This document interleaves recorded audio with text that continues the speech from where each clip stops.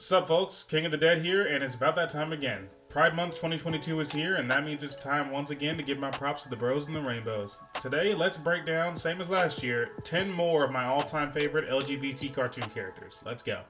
Are you alright? Oh, I'm fine, Stolas. Good. How the fuck did you get caught by humans? Number 10, Jackie Lynn Thomas, or as I like to call her, the Starco roadblock that I hated back when that happened.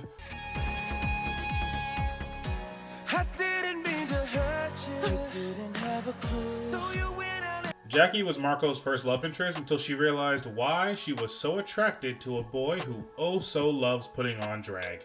Once Marco decided to move to Muni, she could have very easily been written off as like a gag character, or we could have just never heard from her again.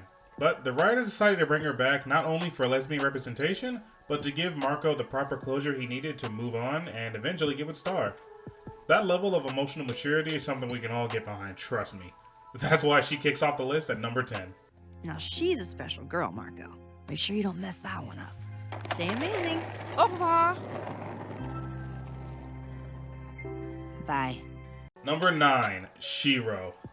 Jesus Christ, guys. The shit that this fandom put the writers of this show through.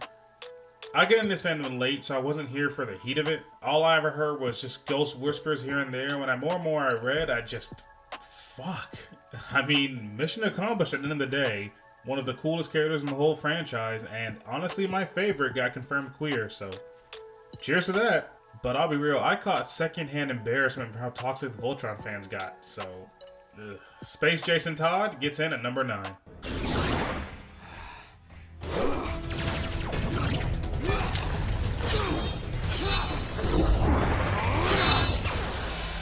Number 8, Luna Loud, the only person in this house that knows how to dress.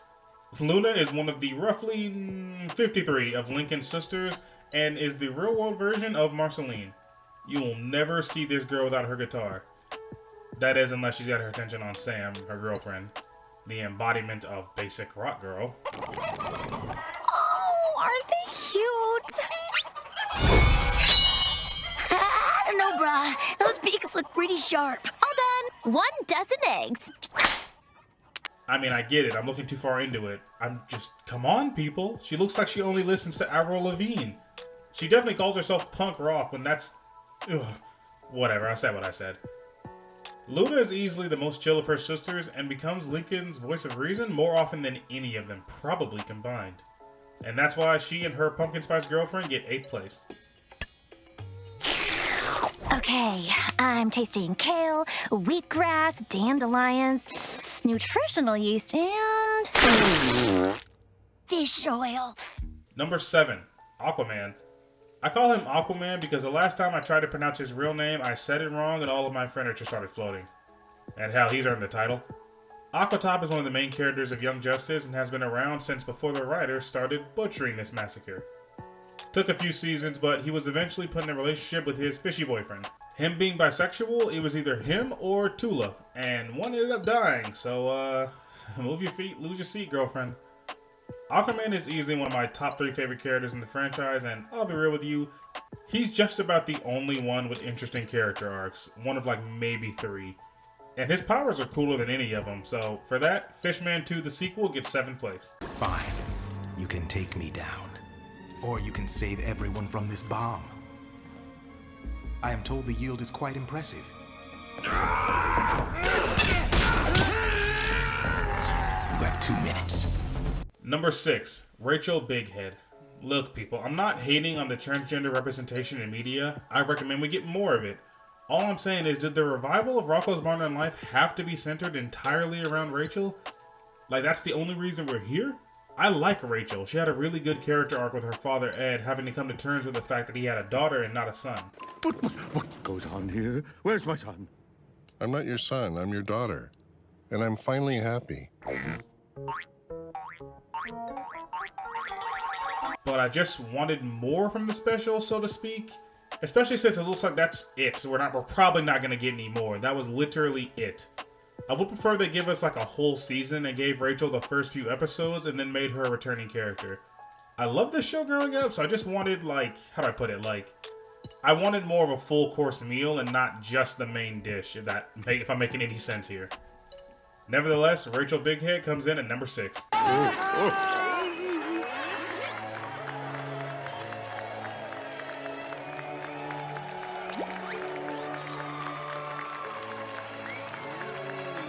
long, hosers. Number 5, him. If Lil Nas X had a stand, it would be this. I mean, look at him. You told me that's not a stand user?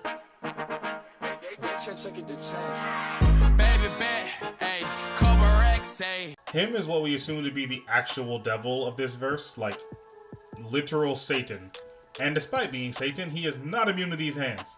Looking back, him was probably a really good way to introduce kids growing up about what a drag queen is and normalizing it so it doesn't become such an abnormal thing to them when they get older. And I choose to leave it there because I no longer want to think about a grown man in a dress obsessing over little girls. On that note, him gets 5th place.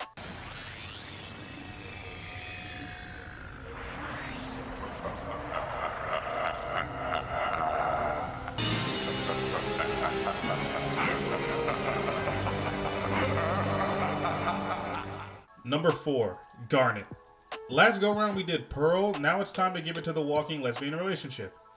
Garnet is the second in command turned leader of the Crystal Gems. She's the fusion of a tiny little sapphire and an angry little ruby. I now pronounce you Garnet.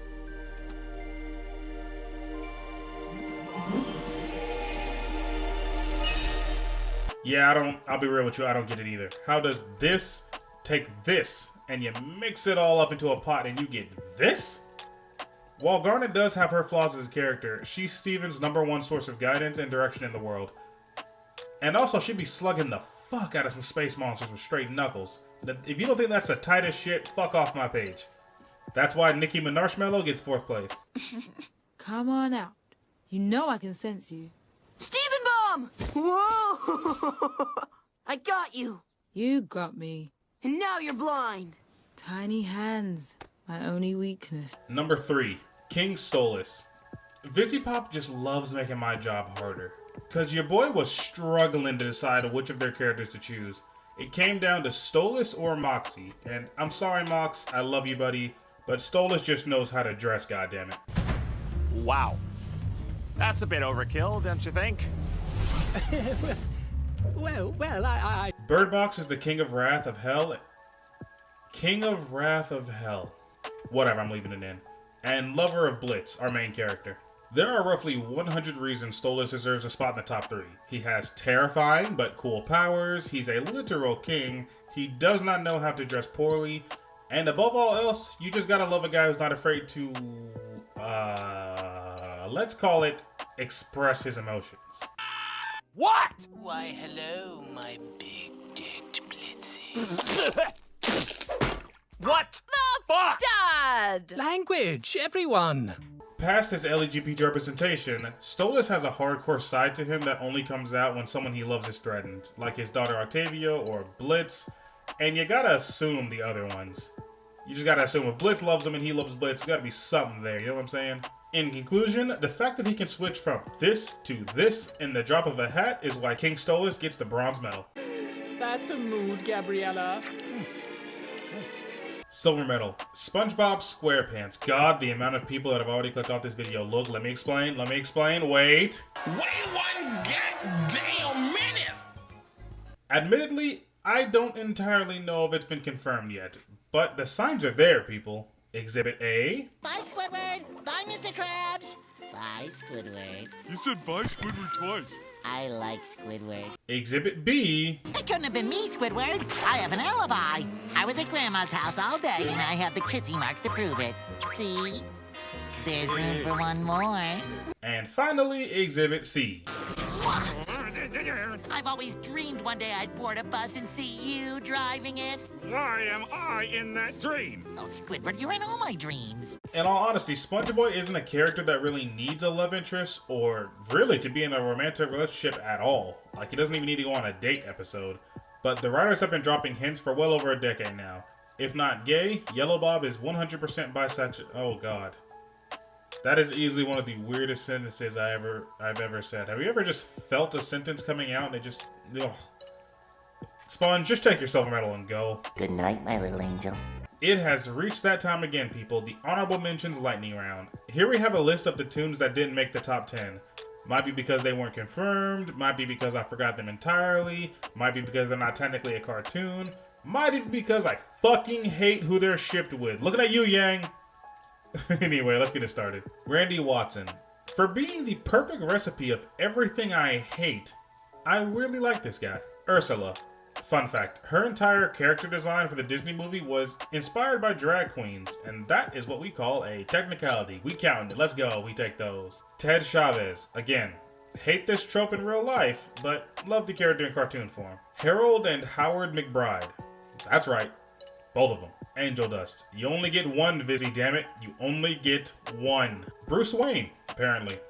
Look, I know, I'm just as confused as you, but apparently he's bi. Recently confirmed. Well, you don't believe me? Here, look.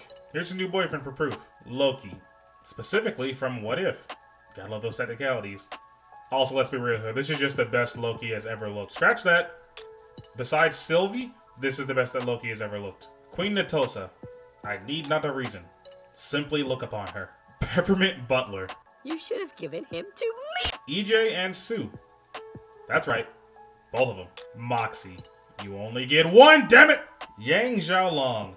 I'm only adding her back on this list so I can talk more shit about Blake. I hate her hair, hate her design, hate her semblance, hate her weapon, hate every episode she's in, hate every time she wakes up in a good mood, hate every time she finds loose change in her pockets, hate every time she's hot and gets hit with a cool breeze. I'll stop for now, but I will be back, so help me God. And finally, the gold medal, Korra. Last go around, I forgot about her. Like, completely forgot about her, but not this time. Korra is a reincarnation of Aang. Well, okay, so technically she's a reincarnation of all of them, but let's be real here. This freaking nature is doing Kyoshi proud. Who do you think you are? Why don't you come and find out? Got an idea about who I am now, chumps? Korra came fresh out the womb knowing earth, water, and firebending. The only thing she had trouble with was air, and that's only because of these strange little rules of the Avatar world.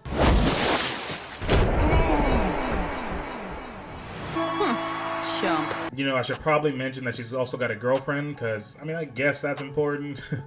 Not like we get to see much of it, though. We didn't get it confirmed with these two until the literal last 20 seconds. What lovely young women. Mako, why aren't you dating any nice girls like them? Also, I'm not particularly a fan of this ship. I don't hate it, but I'm not crazy about it, just like hearsay. Some more setup could have done these two some good, but hell, can't complain in the long run.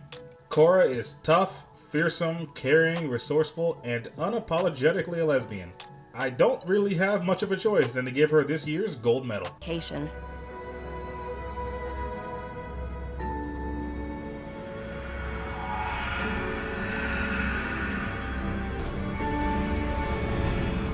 Alright folks, thanks for watching this one. It's always really fun to do this video. It will definitely be a yearly thing. Well, actually, I might do more LGBT stuff along the way, but this specific kind of video will definitely be a yearly thing. So, once again, happy Pride Month to my LGBTs out there, and King of the Dead signing off.